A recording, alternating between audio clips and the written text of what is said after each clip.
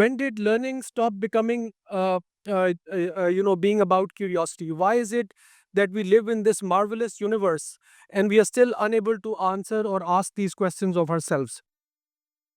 So, examination systems ultimately are the cause of some of these problems. It is the examination systems that kill curiosity in our children. Uh, in fact, we tend to blame everything on the systems, the schools, the curriculum, the examination system. And, sometimes systems are not always at fault. It is actually the classroom practice that happens.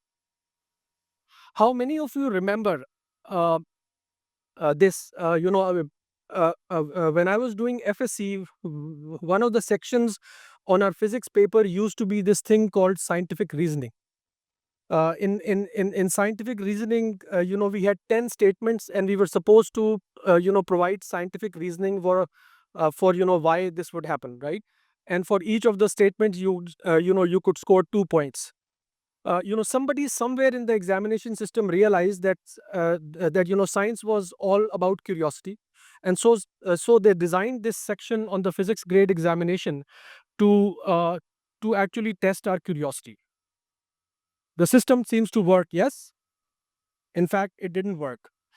Uh, when this got down to our teachers, what our teachers actually did was they actually gave us a photocopied, uh, bunch of 50 statements, scientific reasons we used to call them. And those 50 statements, they said, if you could remember all of these by heart without even thinking about it or being curious about it, you could get 9 out of 10, correct in your examination.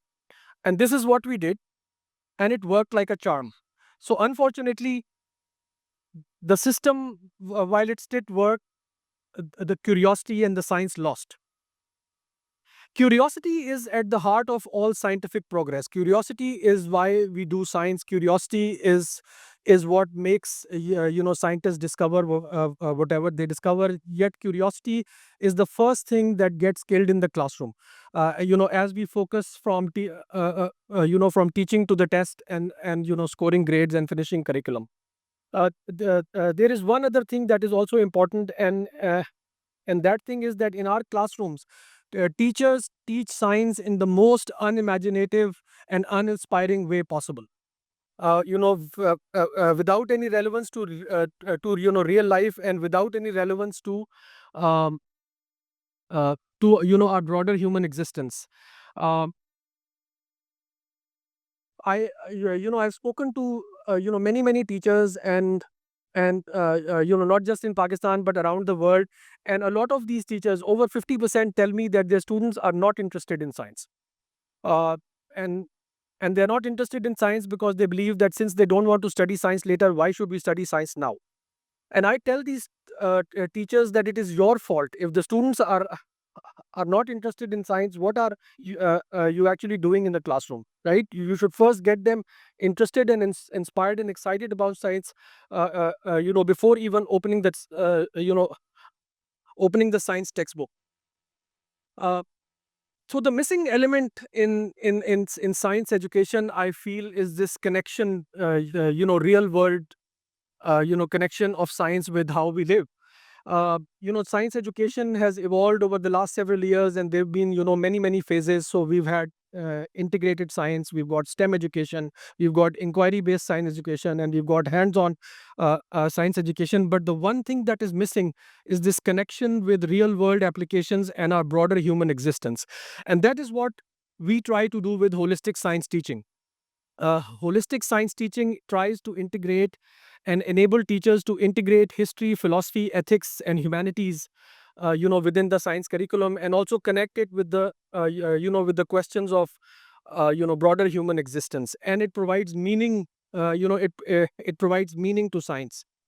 For the last 5 years, we have been doing this experiment. We've been running this experimental teacher fellowship, where we have trained more than 250 teachers across Pakistan, Algeria, Indonesia, Malaysia, Brunei, Nigeria, Qatar, Jordan, and and Ukraine. And really, what we see are classrooms transformed into engaged classrooms. Um, we are collecting systematic data on how these teachers are performing in the classroom, and we are also collecting data on how the students are receiving this. Uh, our anecdotal evidence suggests that teachers feel that when they start teaching holistically, their classrooms come alive. Parents start asking in PTMs what's happening in the science classroom, because students, their kids are asking different kinds of questions at home. uh, one of the teachers, from a public school at, Malir's, reported that she teaches in a girls' school with serious, life challenges. And when she started teaching holistically, these girls, immediately became engaged and, sort of active learners. And suddenly questions of social justice and humanity started coming into the science classroom. Teachers find that they have been teaching science for many years, and they were bored to do this. And now suddenly with holistic science teaching, they have started enjoying teaching. And this teacher, at this school in Mali, told us that that she felt that she was being part of a big educational revolution, that's going to change the landscape of education in Pakistan in the future. Um, this is what real change and transformation looks like. So within 3 months of learning to teach holistically, 44% of teachers reported improvements in active participation and engagement of the students. About 59% of teachers reported increased curiosity and engagement with big questions and the big picture, and 51% of teachers reported improved understanding and connection to real world issues. This is exactly how we want to engage our science, our students in the science classroom. And as students, as soon as the students realize why they are doing this and why is it important, they become active and engaged learners. So, holistic science teaching seeks to bring curiosity back into the classroom. It is all about asking questions, right? And in fact, our the key of our uh, pedagogy is called, what kind of question is this? Okay, we teach the students to we teach and train the students to understand what kind of question is being asked of them, and how to appropriately answer that question. Okay, it is because students don't make a differentiation between what kind of question they are asking in a science classroom, right? They don't understand the difference between science and non-science. It is only us, the grown-ups, who have made these disciplinary distinctions between science, and it kind of limits our ability to be able to answer some of these multidisciplinary questions. So for example, this can usually happen in any classroom, but a student might ask a philosophical question. For example, what is life, right? And the teacher, if she is not aware of how to answer a philosophical question, or maybe because she's not trained in philosophy, she will not be able to even detect that question. She will try to answer this question scientifically, and as a result the student would get frustrated. And so the teacher will do what teachers usually do, which is to tell the student to shut up. And here goes the curiosity in the classroom. uh, in the absence of holistic science teaching, uh, classroom practice wins and curiosity often loses. Um, Beyond just asking questions, we also train the teachers to implement several other things. But most importantly, we ask them to teach science properly, right? And if a question is asked that has a non-scientific component, we tell the teachers to answer the scientific part of the component, and then either appropriately answer the non-scientific part, or refer that question to a relevant expert, uh, instead of trying to answer it wrongly, or asking the student to shut up. In addition to that, but beyond that, we also ask the teachers to to encourage the students to ask these multidisciplinary questions. There is actually a specific name for it. We call it big questions. Big questions are questions that start from science but have some other discipline also associated with it, some it's such as history, philosophy, ethics, or religion. And so we encourage the teachers to encourage students to ask these big questions in the classroom and answer them appropriately. In addition to that, we also encourage teachers to bring meaningful history in the classroom, so that students can situate where we are in the historical continuum and why we are learning what we are learning, how science evolves, give them some insights about the scientific method, and all that is really important for meaning science, for making science meaningful. uh, why is it important to bring philosophy, history, ethics, and religion in the science classroom? In today's world, science is trying to find evidence to solve really big problems of humanity, such as climate change. And and in, addi- uh, you know in addition, science raises many ethical questions in areas such as synthetic biology, and artificial intelligence. It is also important to properly situate religion within the science classroom, and try to do that in a way that properly understand the capabilities, limitations, and methodologies of these disciplines. It also allows student to develop a scientific mindset while believing in their faith. And finally, I think philosophy is really important. Without philosophy, there is no science. Some of the greatest scientists around the world, people such as Einstein, Max Planck, or Darwin, were both scientists and philosophers at the same time. Uh, in fact, most of the major, paradigm shifting discoveries in the area of science requires a philosophical leap of faith, which is very difficult to achieve if you are not trained to ask and answer philosophical questions. So we also encourage, in order to train future scientists, and innovators, we also encourage students to be able to to be able to philosophize about the science that they are studying.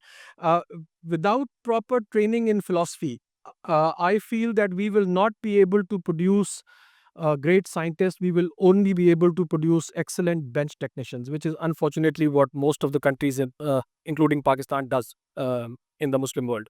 So we have been doing this for the last 5 years, transforming science education by bringing curiosity back in the classroom. We have done, after our first 2 years of pilot, we have carried out a systematic research project in which we have collected evidence and data and insights from 250 plus teachers across 9 countries.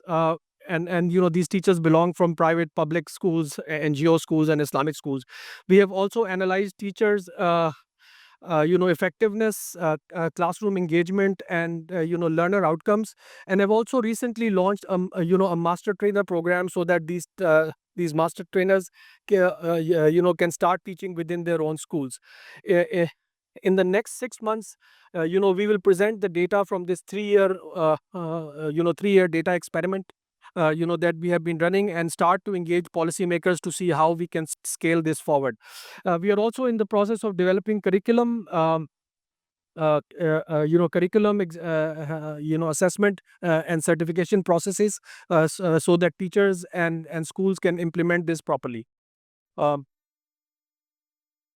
Schools and teachers are critical part of our progress and prosperity, not just about curiosity and science, but actually progress, prosperity, and creating effective citizenships. If schools do not do their job, uh, the whole society suffers. uh, the whole generation is lost, and the whole society is unable to realize its full potentials. What schools can do, universities can never dream of achieving. Let me give you an example. If schools weren't doing their job, we would have to train every single person who finishes school and put them in a university, right? And can you imagine what is the cost of doing that? So when we did this calculation, it used to take about 2 million rupees to train somebody through 4 years of university. This was the cost at the time of the self finance program of NED University in Karachi. Now, 2 million rupees per person for post K-12 education. We have 100 million learners under the age of 15, which means over the next 15 years we have to train these 100 million people, to be able to join the workforce effectively. If you multiply 2 million rupees with 100 million learners, the cost comes out to be around $1 trillion. That's a lot of money, right? Um, so we say, okay, we don't have this much money, so we want to send them to some cheaper university instead of NED university, uh, and so maybe we can sort of half this amount to $500 billion. Even $500 billion is a lot of money, right? So we'll say, okay, we won't send them to university. We will send some of them into a technical and vocational program, and we'll try to train these 100 million learners in this way, and let's half this cost again. And we further go back to $250 billion. Now, we are a country which does not have $15 billion to spend on 2 dams to achieve our water security and our agricultural sustainability. There is no way this country can afford $250 billion to spend on 100 million learners so that we can, make them effective employees and useful citizens, right? So I believe that schools is the only way. We can invest a little bit more or a lot more in schools and still make something out of these 100 million learners. But if we lose this opportunity, there is no way that we're going to go back. Okay, so I believe that quality K-12 education, teachers and schools is the only solution to our problems of progress and prosperity. So what is the path forward? This is not going to be an easy journey. The people that we have trained, the teachers that we have trained have just begun their process of teaching holistically. Okay. Uh, I asked, hundreds of teachers what they read in their spare time. And 95% of the teachers tell me that they don't read anything. They only go to the textbook to prepare for next week's lesson. How are we supposed to teach holistically if we are not going to read anything? How can in this day and age, with such fast-moving science and technology, can we be able to teach without reading anything? So teachers must break down these barriers between disciplines and become broad readers and lifelong learners. Our little experiment in holistic science teaching is just the first step of a very long journey. It's not just about saving education, it's about becoming producers and not mere consumers of science. I yearn for the day when curiosity and science will win with the system and not in spite of it. Thank you very much.